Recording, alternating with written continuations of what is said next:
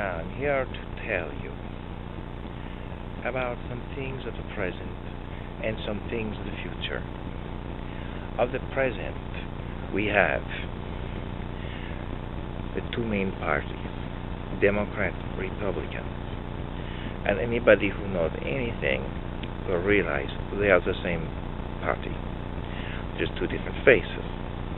One party likes corporations A, B, C, and the other party likes D, E, F. But in the end result, their business process, their political process is identical. Now, how do we know this? Well, we've been having attempts to generate a third party attempts, but they have not been very successful.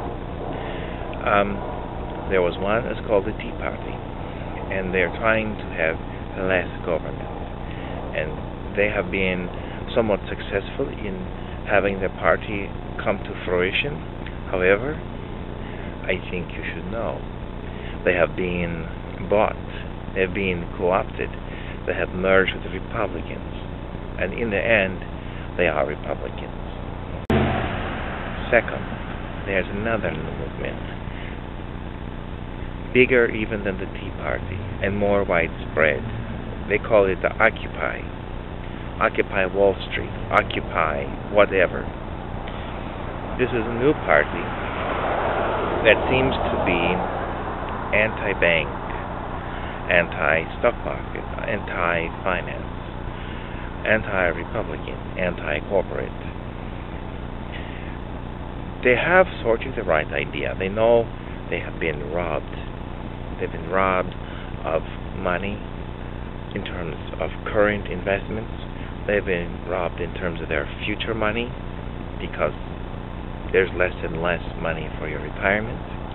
And they have been robbed of other things, freedoms in their society, a future for their children and grandchildren. And so they protest. And they are encouraged, actually, by the police brutality. The police come down hard.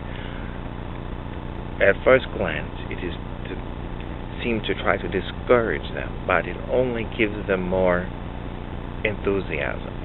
It only makes them think we must really be right because somebody is really fighting back.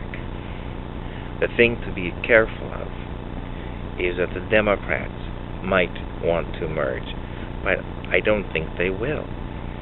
They haven't really done anything along that line yet. Why?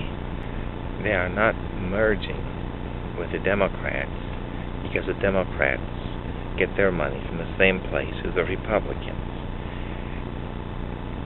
And although they talk a good talk, they do not deliver.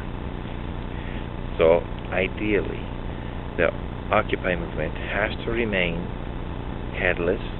It has to keep separated from the parties that be. It has to come up with a formula for what will make us pack up and be happy and go home. What will?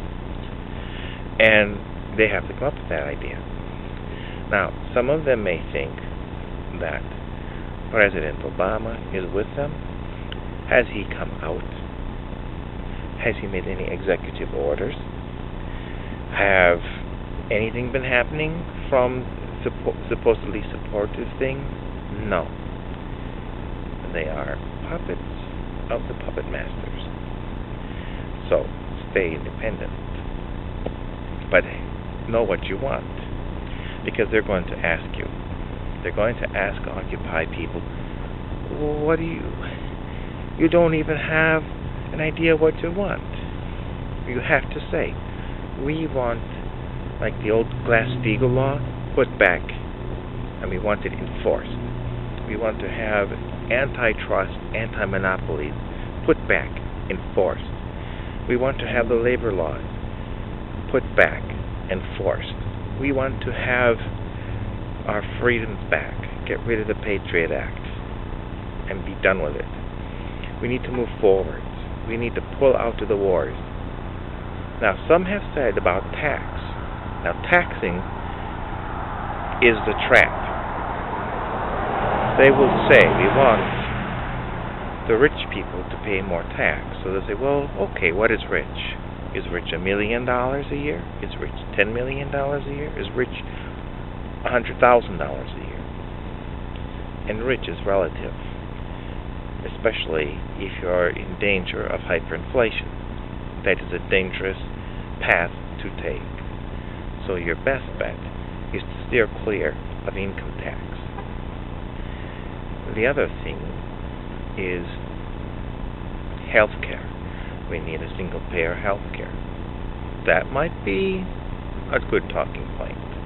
The Obamacare is just Romney care in disguise. And it's not a Democrat plan. It's not socialist in any way.